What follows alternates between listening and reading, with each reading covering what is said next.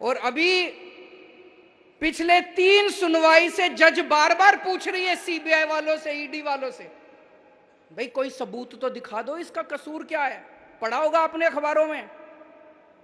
जज ने 3 हेयरिंग में पूछा कि कोई तो सबूत दे दो, एक तो सबूत दे दो इसके खिलाफ। वो एक भी सबूत केंद्र सरकार नहीं दे पाई। तो 3 हेयरिंग के बाद केंद्र सरकार आके कहती है ये जज अच्छा नहीं है, जज बदलो। शर्म की बात है, ये हो क्या रहा है इस देश, ये देश के अंदर हो क्या रहा है। कहते हैं जज अच्छा नहीं है, जज बदलो। और अब इन्होंने एक और नया पैंतरा शुरू कर दिया। सतिंदर जैन के घर रेड मारी, कुछ नहीं मिला। उसी दिन इन्होंने किसी और ज्वेलर के यहां रेड मारी, उसके यहां कैश मिला। बोले सतिंदर जैन के सहयोगी के यहां कैश मिला। रे काहे का सहयोगी, कोई जान ना पहचान, किसी अरे गहरे के यहां रेड मार देते हो। अब कह रहे हैं मनीष के साथ भी यूं ही करेंगे। मनीष के यहां कुछ नहीं मिला इनको। मनीष के घर रेड मारी, बोले 144 करोड़ रुपए खा गया, कोई बोला 1000 करोड़ रुपए खा गया। कपड़े देख लो इसके।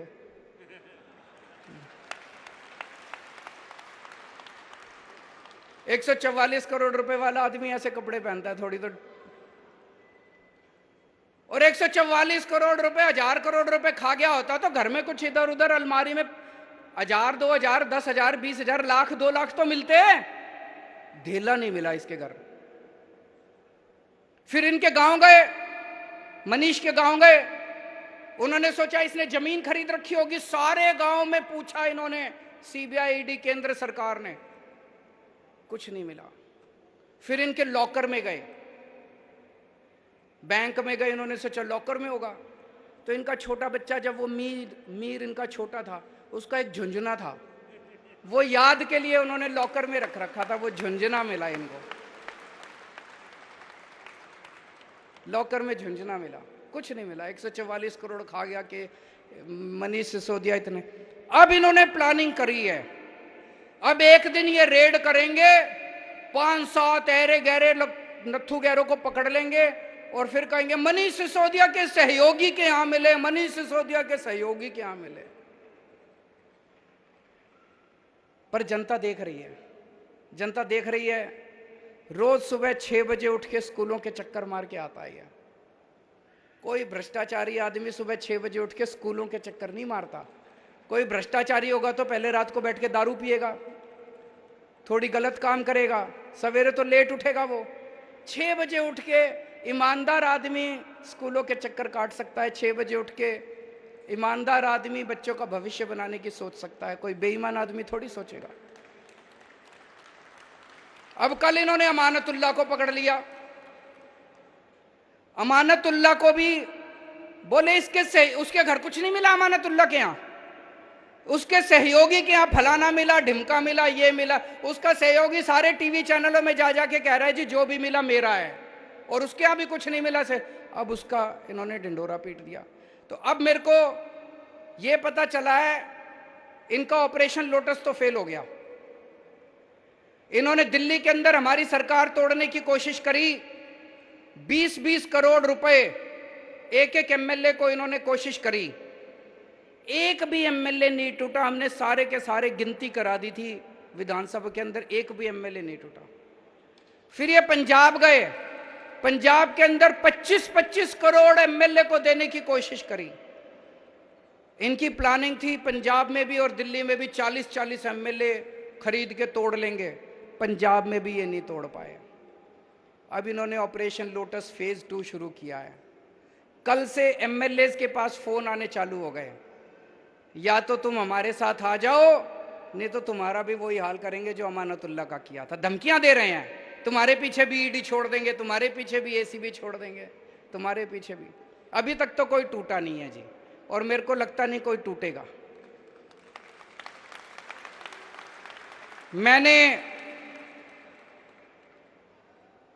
स्वतंत्रता संग्राम तो नहीं देखा था, मैंने आजादी की लड़ाई तो नहीं देखी थी, मैं स्वतंत्रता सेनानियों से तो नहीं मिला, लेकिन आज आम आदमी पार्टी का एक एक एमएलए जिस तरह से इनका सामना कर रहा है, मैं समझता हूं ये कोई हमारा एक एक एमएलए किसी स्वतंत्रता सेनानी से कम नहीं है।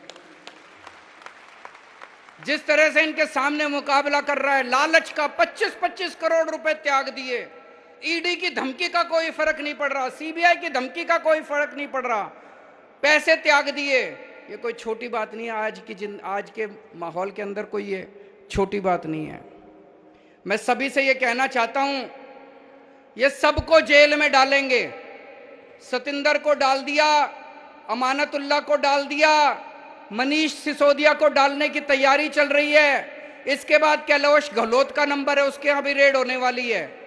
कई एमएलए जेल जाएंगे।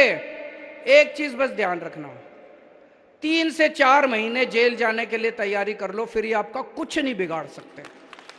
अपने अपने घर में बोल दो। कल पंजाब से मेरे पास 2-3 एमएलए आए थे, मैंने उनको यही बोला।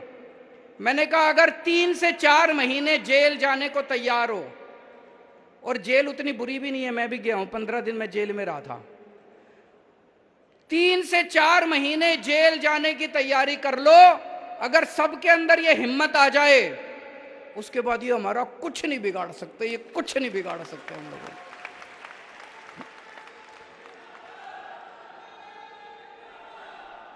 इन्होंने अभी तक पूरे देश में 285 एमएलए खरीदे हैं, 285 एमएलए। कोई कहता है 50 करोड़ दिए, कोई कहता है 40 करोड़, कोई 25 करोड़।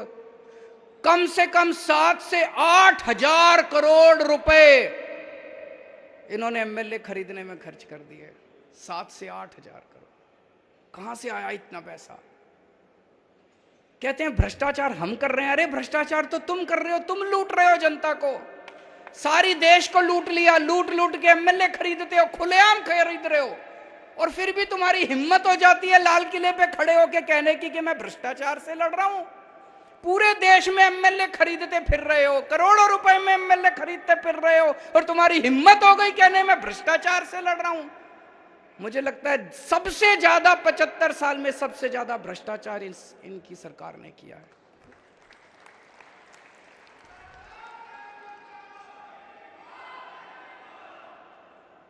आजकल ये मीडिया को भी खूब धमकियां दे रहे हैं। गुजरात में इन्होंने इतनी धमकी दी, इतनी धमकी दी, किसी भी आम आदमी पार्टी वाले को डिबेट में नहीं बुलाना। शाम को डिबेट होता है, डिबेट में चर्चा होती है कि मनीष सिसोदिया ने भ्रष्टाचार किया कि नहीं किया, और उसमें आम आदमी पार्टी वालों को नहीं बुलाते। कांग्रेस और बीजेपी वाले आपस में बैठ के चर्चा करते हैं। ये कैसे हो सकता है? ऐसे धमकियां दे रखी हैं वहां पे। गुजरात में किसी अखबार में हमारा कुछ नहीं छपता, और फिर भी गुजरात के अंदर बल्ले बल्ले हो रही है, चारों तरफ आम आदमी पार्टी की चर्चा हो रही है। सोशल मीडिया से, सोशल मीडिया से। प्रधानमंत्री के दफ्तर में एक सज्जन काम करते हैं, मीडिया एडवाइजर हैं शायद, हिरेन जोशी जी मीडिया एडवाइजर है। हिरेन जोशी जी हैं, एक मीडिया एडवाइजर हैं प्रधानमंत्री के। मेरे को कई एडिटर्स दिखा रहे थे, बड़े बड़े चैनलों के, हमारे देश के बड़े बड़े चैनलों के मालिक, उनके एडिटर्स, उनको क्या गंदी गंदी गालियां लिख के भेजते हैं वो। केजरीवाल को दिखाया तो ये कर देंगे, केजरीवाल को दिखाया तो वो कर देंगे। आम आदमी पार्टी को दिखाने की जरूरत नहीं है, आप अपने चैनल का दुरुपयोग कर रहे हो, हम तुम्हारा ये कर देंगे, वो कर देंगे, फलाना कर। क्या धमकियां दे रहे हैं वो। ऐसे देश चलाएंगे, ऐसे धमकियां देंगे, फिर फोन कर करके धमकियां देते हैं। मैं आज यहां से हिरेन जोशी जी को एक ही चीज कहना चाहता हूं, अगर किसी ने आपके स्क्रीनशॉट जो जो आप इनको मैसेज भेज रहे हो इन्होंने सोशल मीडिया में डाल दिए, आप भी और प्रधानमंत्री जी शक्ल दिखाने लायक नहीं बचोगे इस देश के अंदर। और ये जो आप धमकियां देते हो ना, कईयों ने रिकॉर्डिंग करके रख रखी है आपकी।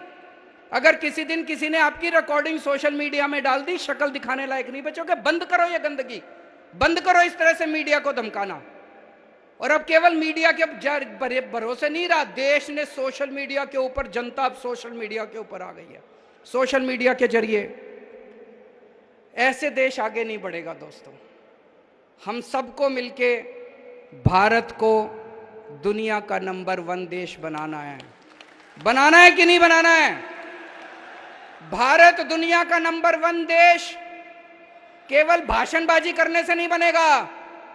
विदेशों में भाषण करके आ जाओ और कह दो हम विश्व गुरु बन गए, ऐसे विश्वगुरु नहीं बनेगा। एक एक बच्चे को अच्छी शिक्षा देनी पड़ेगी, तब भारत दुनिया का नंबर 1 देश बनेगा। भारत को दुनिया का नंबर 1 देश कोई एक आदमी नहीं बनाएगा। जब इस देश का एक एक बच्चा अच्छी शिक्षा पाएगा, तभी भारत दुनिया का नंबर 1 देश बनेगा। मेहनत करनी पड़ेगी उसके लिए, मेहनत करनी पड़ेगी उसके लिए। अभी प्रधानमंत्री जी ने ऐलान किया कि 14,500 सरकारी स्कूल ठीक करेंगे। बहुत अच्छी बात है, मैंने बधाई दी उनको। पर 5 साल में 14,500 सरकारी स्कूल ठीक करोगे? देश में 10.5 लाख सरकारी स्कूल हैं। सारे स्कूल ठीक करते करते तो 500 साल लग जाएंगे। अब ये देश रुकने को तैयार नहीं है, देश बेचैन है, देश बहुत बेचैन हो रहा है। 5 साल में सारे सरकारी स्कूल ठीक करने हैं।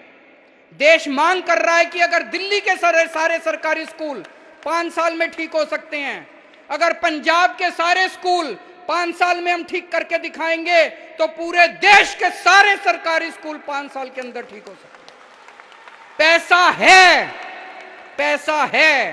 पैसे की लूट बंद करो, पैसे की लूट बंद होगी, सारे सरकारी स्कूल ठीक हो जाएंगे। और अगर सारे सरकारी स्कूल ठीक हो गए, तो भाई साहब एक एक बच्चा मेरे देश का कोई इंजीनियर बनेगा, कोई वकील बनेगा और अपने घर की गरीबी दूर करेगा। 5 साल के अंदर हम देश की गरीबी दूर कर सकते हैं। दूसरी चीज, अगर अपने को भारत को दुनिया का नंबर 1 देश बनाना है, हमें अपने सारे लोगों के लिए अच्छा और फ्री के इलाज का इंतजाम करना पड़ेगा। खूब अस्पताल बनाने पड़ेंगे, सरकारी अस्पताल अच्छे करने पड़ेंगे सबके लिए, चाहे अमीर हो चाहे गरीब हो, अच्छे इलाज का इंतजाम करना पड़ेगा। करना पड़ेगा कि नहीं करना पड़ेगा? तीसरी चीज, हर बच्चे के पास रोजगार होना चाहिए। बेरोजगारों की सेना से भारत दुनिया का नंबर 1 देश नहीं बन सकता। हर बच्चा रोजगार के साथ हो, उसकी भी पूरी प्लानिंग हम लोगों ने की हुई है।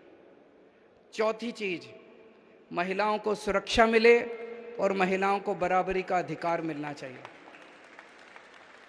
अगर महिलाएं हमारे साथ कंधे से कंधा मिला के नहीं चलेंगी, तो भारत दुनिया का नंबर 1 देश नहीं बन सकता। 5वीं चीज, किसानों को अपनी फसलों का पूरा दाम मिलना शुरू हो जाए। एक बार में पूरे देश का रूरल इंडिया, जितना गांव देहात है, सारा गरीबी दूर हो जाएगी। किसानों को उनकी फसलों के पूरे दाम दो। और छठी चीज, वर्ल्ड क्लास इंफ्रास्ट्रक्चर अपने को तैयार करना पड़ेगा देश के अंदर।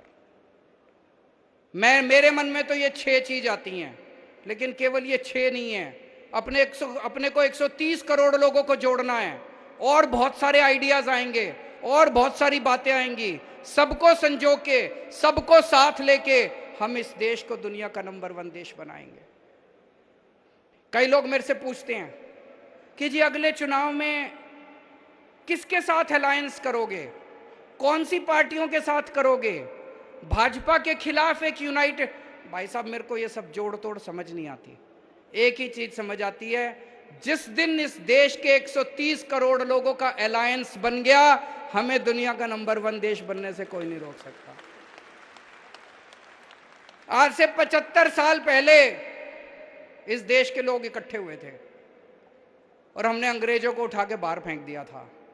एक बार फिर सारे जने इकट्ठे हो जाओ, फिर से हम इस देश को दुनिया का नंबर 1 देश बना देंगे। हमें लोगों को जोड़ना है। आज जब आप सब लोग यहां से जाओगे, ये 6 बातें हर एक आदमी को बतानी है। सबको, जनता को इस मिशन के साथ जोड़ना है, मेक इंडिया नंबर 1 मिशन। और इससे जुड़ने का एक फोन नंबर है, सारे जने नोट कर लो, 951000, 2 बार 1000, 951000, इस पे मिस्ड कॉल मारो और आप हमारे साथ इस मिशन के साथ जुड़ जाते हैं। तो आप भी जुड़ो और ज्यादा से ज्यादा लोगों को में इसका प्रचार करो, ज्यादा से ज्यादा लोगों को इसके साथ जोड़ने की कोशिश करो। देश के अंदर इन लोगों ने माहौल बहुत ज्यादा खराब कर दिया है। चारों तरफ लड़ाई झगड़ा, गुंडागर्दी, इस तरह से देश आगे नहीं बढ़ सकता।